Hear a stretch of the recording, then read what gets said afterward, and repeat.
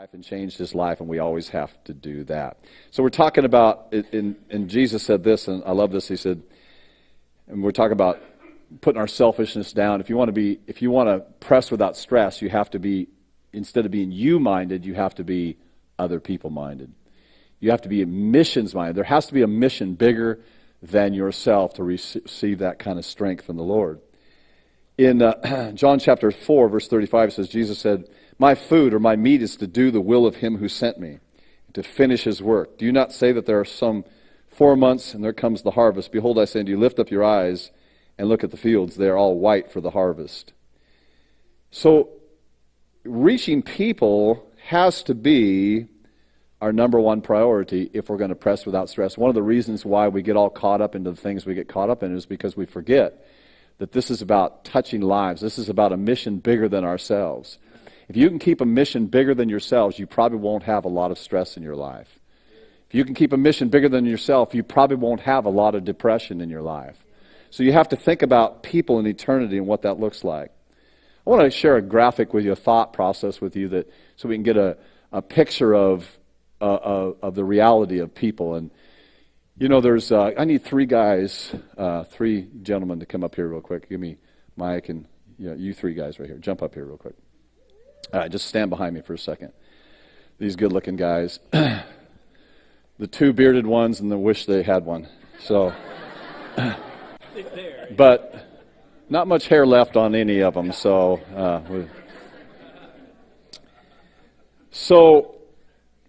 there's 7.1 billion people in the world. 7.2 billion people in the world. Could be, it's hard to count, Let's do a census. Yeah, right. Count billion people.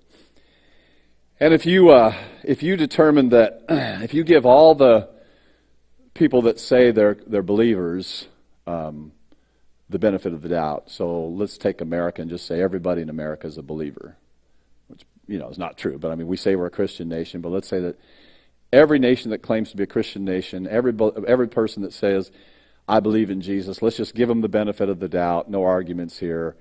So now you're down to about 4.7 billion people that, if they died today, would go into eternity without Jesus. 4.7 billion. That's a big number, isn't it? But let's look at that in this way. So if you took these guys end to end, just stand here like this, and Blake, you just stand here like this, and you just stand here like this.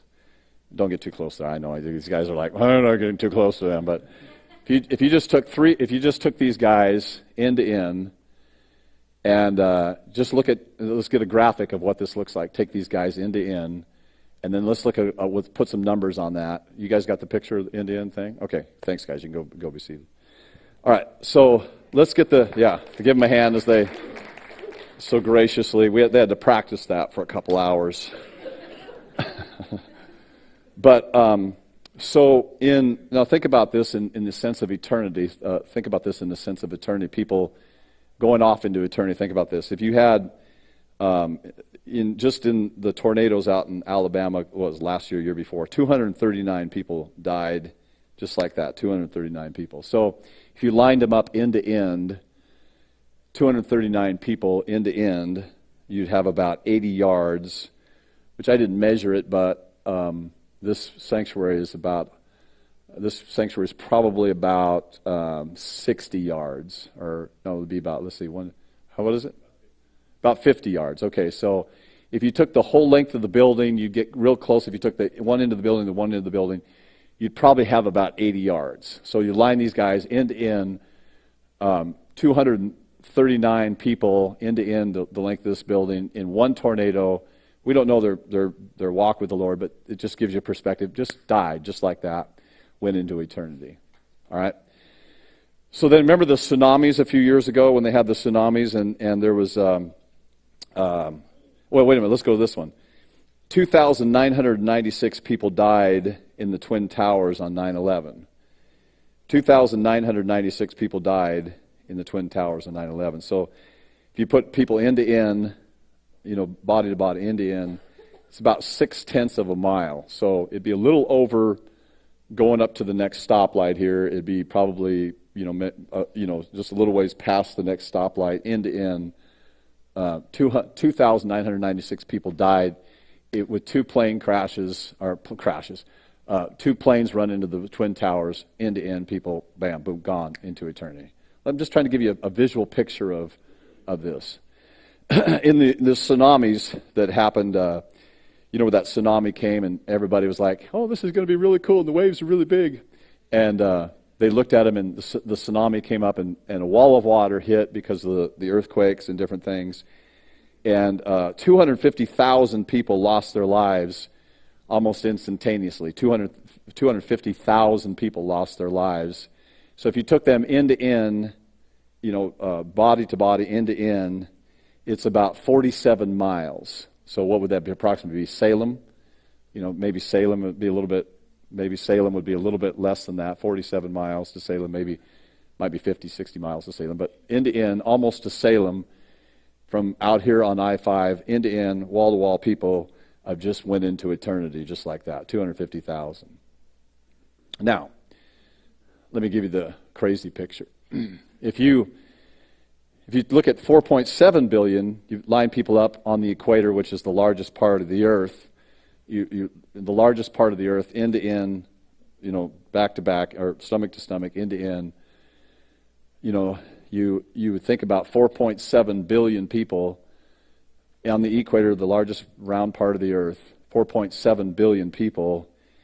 You don't go around one time around the earth. You don't go around two times around the earth. You don't go around three times around the earth, or four times around the earth, or 5 times, or 6 times, or 10 times, or 20 times. You go around the earth, end to end, chest to back, 37.3 times around the earth of people,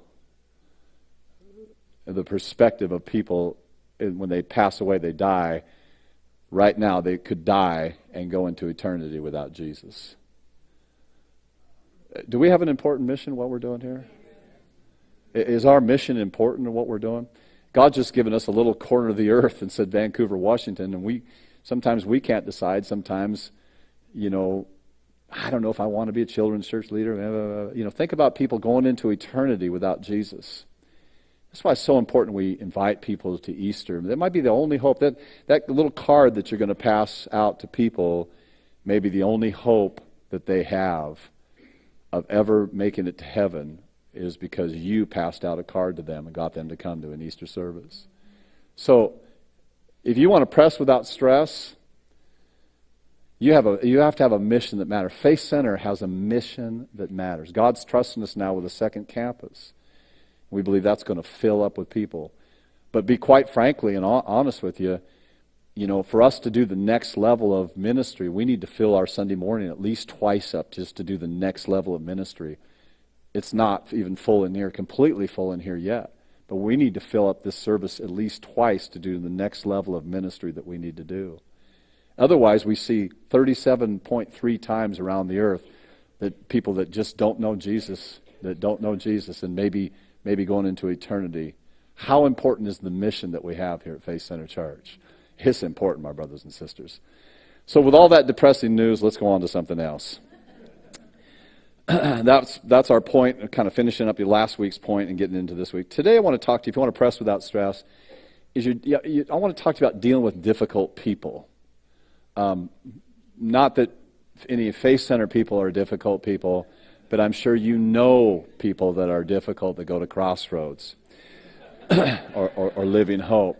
Because Faith Center people, God chose all the perfect people in Vancouver to have them come to Faith Center Church. Yeah, right. I pastored this church too long to know that. Paul had an interesting statement here. Paul was called to the Gentiles and Peter was called to the Jewish people. And Paul gave an interesting, or Jesus spoke to Paul an interesting scripture in Acts chapter 26, verse 16. And he mentioned something that's very interesting that I've tried to grab a hold of, and I'm far from perfect, and I'm getting better. But on a scale of 1 to 10, I've inched the scale past 1 on this. And here it is. He says in Acts chapter 26, verse 16, he says, this is Jesus speaking to Paul, and he says, but arise, stand on your feet, for I have appeared to you for this purpose, to make you a minister and a witness both of the things which you've seen and the things which you yet be revealed to you. Listen to this. He says, I will deliver you from the Jewish people as well as from the Gentiles to whom I now send you, to open their eyes in order to turn their darkness to light, from the power of Satan to God. They may receive forgiveness of sins and inherit among those who are sanctified by faith in me. Now notice the verbiage here. Jesus speaks to Paul and he says, I'm going to deliver you from the Jewish people and from the Gentiles to whom I now send you. If you're going to press without stress, you've got to get delivered from people. To minister to people, you have to get delivered from their influences. And that's not an easy thing to do because there's a lot of difficult people in the world. Paul said this in Romans chapter 12, verse 18. He says, if it is possible, as much as depends upon you, live peaceably with all men.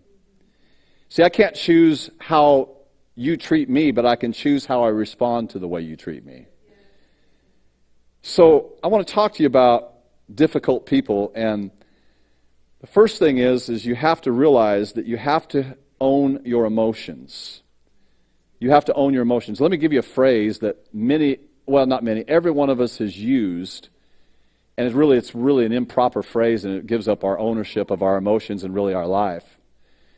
How many of you have ever said this? You make me so mad.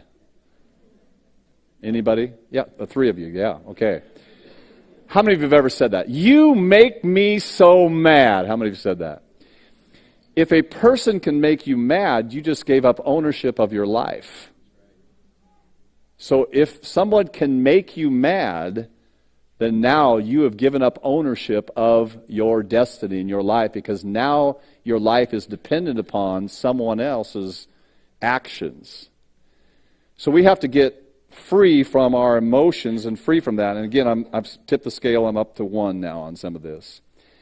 But dealing with difficult people, the reason why I'm speaking to you about this today is because I think that probably I would fit the category of the difficult person. See, my wife says, no. There is a grace on my wife's life to live with me. I don't know of any other woman in the world that could live with Glen Johnson. I'm crazy. But you'll find in life what generally makes your strongest qualities to achieve is generally your greatest weakness also. So my pushy, belligerent, in-your-face, no-nonsense, you're stupid attitude probably has hurt me as much as it helps me over the years. I was thinking about my life. Can I just tell you some stories about my life? I was raised in a alcoholic's home, and I felt like I needed to be an overachiever, so I put all my life into basketball. And I loved basketball. And I played it all the time. I played basketball from the time, especially when, like from about 7th grade on, 4th grade I was on a basketball team that just kind of just threw it together, and they didn't have organized basketball back then like that. But in 7th grade I was on a basketball team, and the high school coach came down, and he came to our school, and he talked to me personally about, that I'd probably be a great player for him someday. This is when I was going to Camas, and then through a divorce moved to Battleground. And Larry Steele came. Larry Steele, remember the old Portland Trailblazer, Larry Steele? Yeah, David might remember that. And he came to our school and did some kind of exhibition, and so they're like, they said, do you want to play one of our great players? He said, and who's that? They said, Glen Johnson. I ain't playing Larry Steele, And I got out of that one, thank God. But that's I just played a lot of basketball, and I put my whole life into it, so I'm very competitive. And I love my coach, my high school basketball coach. Butch Blue was my high school basketball coach from Battleground. And Butch Blue, since that time, has come to our church, and he's gotten saved, and I got a chance to disciple him, and he's doing a great job. And he's just a pillar in the church out in Battleground now, doing a great job.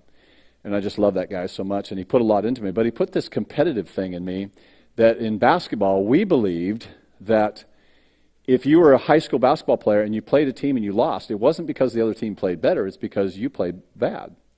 So if we would have played the Portland Trailblazers and lost, we would have gone through and run lines and all kinds of stuff because you didn't play good. And there was never a guy better than us, and so that competitive thing got in me. Well, translate that into pastoring and church basketball leagues. Did not go very well. My wife finally told me, if you act that way on the basketball court any longer, I'm not going to come to a game anymore. Yeah, me, oh, kind-hearted, loving Glen Johnson. She said, I'm not going to come to a game if you're going to be like that. So she didn't. No, I'm just kidding. Then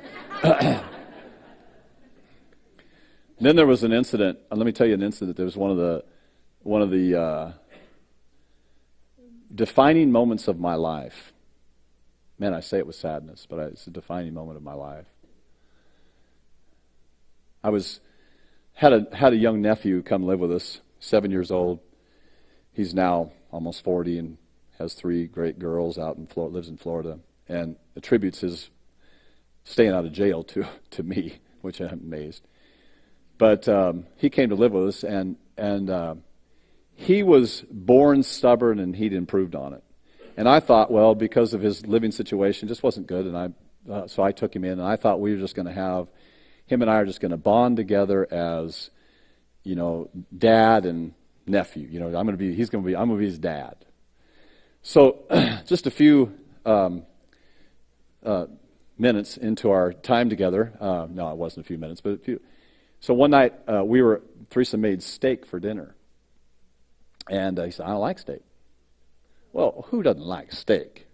I mean, you're possessed by the devil if you don't like steak, And so, I said, well, I was taught you eat what's in front of you, so you're going to eat what's in front of you. And I ain't eating that. 7 years old, I'm not eating that.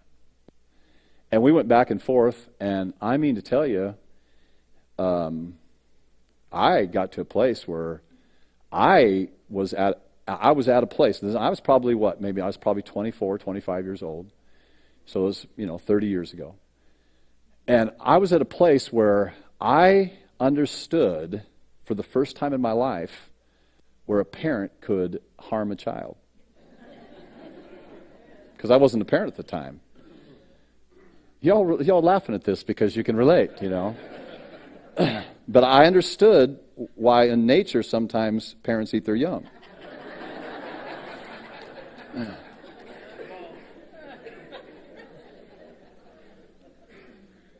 And I was so mad.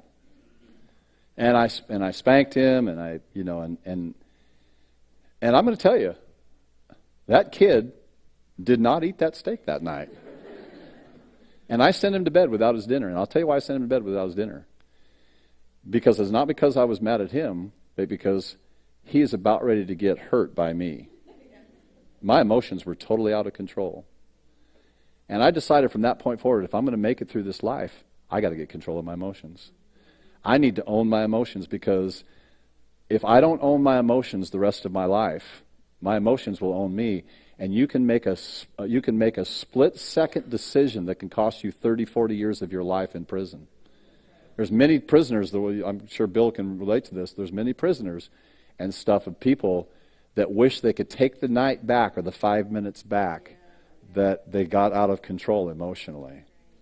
And I had a 7-year-old kid dominating my whole existence at that time. 7 years old, and he's dominating my existence. And I determined from that point forward that I'm not going to allow my emotions to get away from me. That. Now, was I perfect at it? No, just ask my wife and my son. I feel sorry for some of the, I've always been this real serious. I can laugh, but man, when it comes time to play Monopoly, I'm going to win. I mean, that's all there is to it. Anything competition. So, are you all with me today?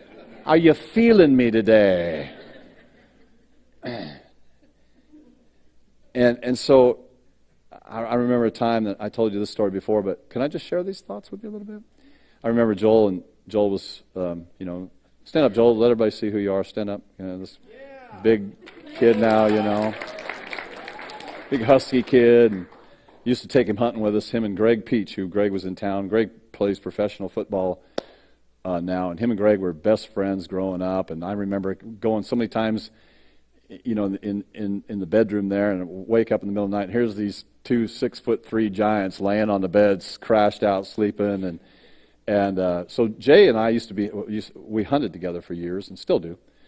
And they're our missionaries to the Philippines. And so Jay and I, and we'd take the boys with us, and these boys were always laughing, and they just made me so mad. I'd go deer hunting, and them little suckers would ruin every hunt we had. Jay and I are going along there, and back behind, here's Greg and Joel. Well, there wasn't a deer within 40 minutes of us after that. And I got so mad. I just got so mad. I thought, I'm not going to let these kids be together hunting anymore. They're actually ruining my hunt. You know, I'd pay $1 million to have them 2 boys in the back of my pickup laughing together now. They're both, Greg's a professional football player. Joel's hugely successful in the business area. And I'd give anything to go back to those days and have those kids ruining my stinking hunt. But I was out of control with my emotions. I let my emotions get the best of me. And much of our lives, I think, is ruined because we stress out. And it's not because you're always going to have a difficult person in your life. It doesn't matter what the name of it. I got to change jobs because this person is such a jerk. And then you go, I found a new job that's absolutely perfect people in it. And then you find out after about 3 days, the honeymoon wears off, and you got 3 jerks just as bad as the one you left. So really it comes down to, in our lives, if you want to press without stress, you have to own your emotions. You have to own this thing. I was thinking about Colossians 3:15 says, let the peace of God rule in your hearts, to which also you were called in one body, and be thankful. Here's an interesting story that something happened to David, and his emotions were totally whacked out of control. Am I out of time already? Oh my gosh, I'm already out of time. Okay, I got to get to point number one.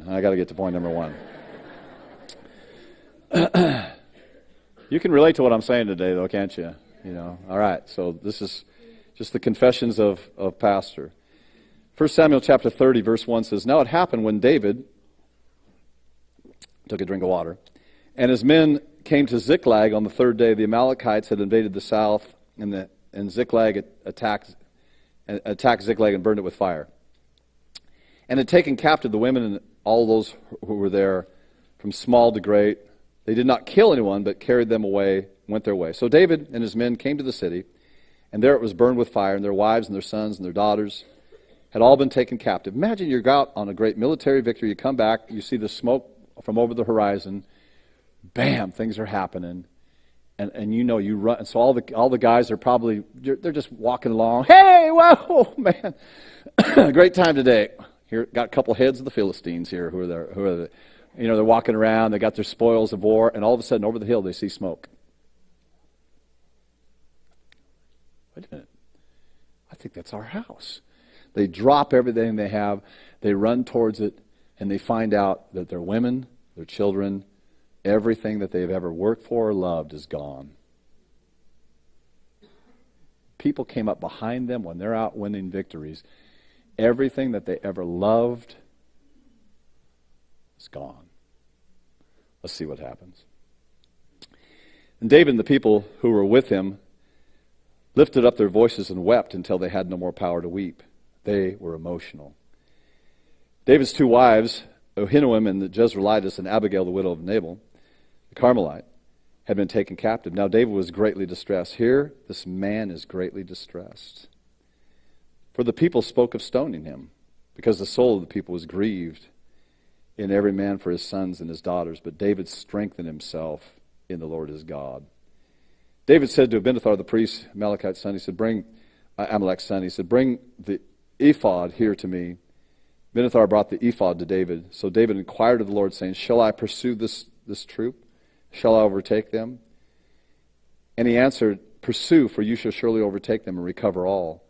So David went, and 600 men were with him, and came to the brook of Bezor, and all those who stayed were left behind. Now, chapter 30, verse 18 and 19, I'm going to just share the outcome, and then we'll talk about it just a little bit, and I'll close. So David, this is 1 Samuel 30, verse 18 and 19. So David recovered all the Amalekites had carried away. And David rescued his 2 wives, and nothing of theirs was lacking, neither small nor great, nor sons or daughters, spoil, or anything which they had taken from them. David recovered all. So all of a sudden they get this thing, they're a mess, emotions are running high. And this is an important part of the message, so please focus in. All of a sudden the emotions are running high. There only seems to be one guy that can get control of his emotions, and he inquired of the Lord. And he goes out and inquires of the Lord, and he puts the ephod on, which is a priestly garment. He was not a priest, but I'm sure the priest was too distraught to do it, so he takes the place of a priest, inquires of the Lord. Emergency situation, break rules. Breaks the rules, emergency situation happens. He inquires of the Lord. The Lord says, go for it, man, you can do this thing. He recovers all. But where did it start? Where did it start with David? Was this the first incident that he ever had that he overcame his emotions? No. You look all through the Psalms, David says stuff like this. He says stuff like this. He says, Psalms 103, verse 1 and 2. Bless the Lord, O my soul, and all that is within me. Bless his holy name. Bless the Lord, O my soul, and forget not all his benefits. Psalm 104:1. Bless the Lord, O my soul, O Lord my God. You are very great, and you are clothed with honor and majesty. Many times David said, bless the Lord. Why was he saying that? Because his soul didn't want to bless the Lord. His soul was going a different direction. He would bring it back and say, you will bless the Lord, O my soul, and all this with me. It comes from the dailies in your life. So when the big thing comes, man, there it is. I can overcome the big thing because I overcame on a daily basis. Bless the Lord, O my soul, and all that is within me. Bless his holy name. I will not get ticked off by the bird that was just flipped to me in traffic. I'm not going to go bumper the guy, give him the Christian wave myself, want to pull out a gun and shoot him, and then a big tragedy comes and you say, well, I'm going to try to overcome this. Man, traffic is terrible sometimes. I had one guy one time.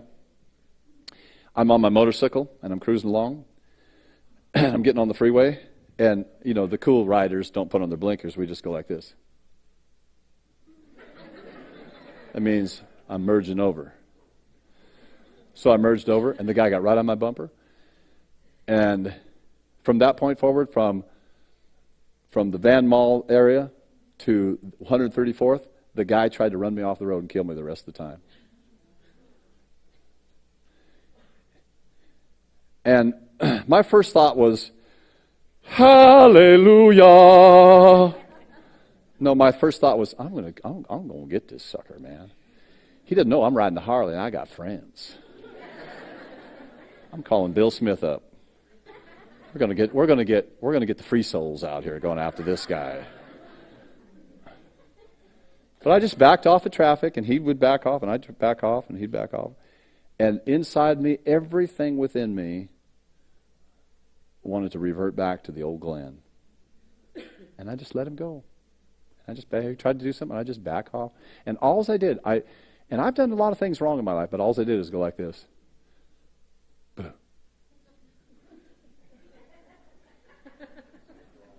And there's a lot of times in your life where you're just going along there, you're just enjoying life, and all you do is,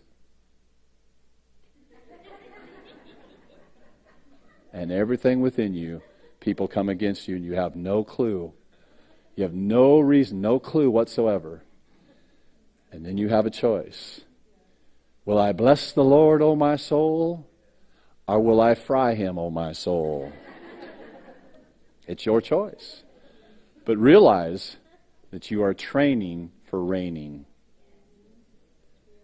You are training for reigning. Somewhere down the road, you're going to need that emotional restraint. And God cannot give you something bigger if you've not already prepared. Because as new levels come, new devils come. And when you're ready for it, you say, well, I'm ready for the next level. And you haven't dealt with the first level, probably you'll get held. You can't figure out, why am I getting held back? It's because every time you give in to the flesh and don't control your emotions. That made me so mad.